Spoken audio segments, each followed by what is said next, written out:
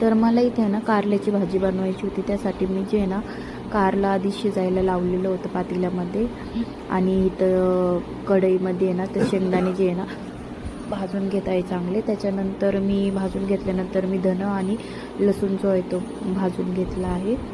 आणि त्याच्यानंतर त्याच्यानंतर मिक्सरमध्ये कोथिंबीर, धनं, लसूण आणि शेंगदाणे जे आहेत ते मिक्सरला बारीक करून घेतलेले आहेत. आणि त्याच्यानंतर काळा मसाला आणि कांदा लसूण मसाला हा तेलात मस्त असा परतून घेतला आहे आणि हळद मीठ टाकून मस्त असा परतून घेतला.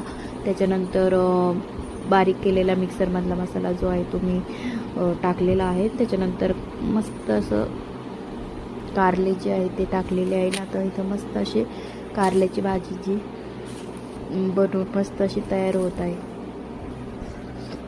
तर कशी वाटली तुम्हाला कारल्याची भाजी बनवलेली तर नक्की सांगा.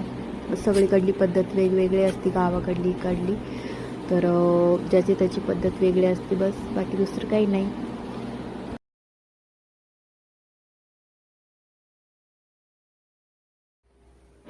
तर मंडळी आपली इथं कारल्याची भाजी जी आहे ती तयार होत आहे, ऑलमोस्ट तयार होत आलेली आहे. त्याच्यानंतर जे आहे ते मी इथं आता भाकरी करायला घेतलेल्या आहेत आणि इथं मी भाकरी करते आता.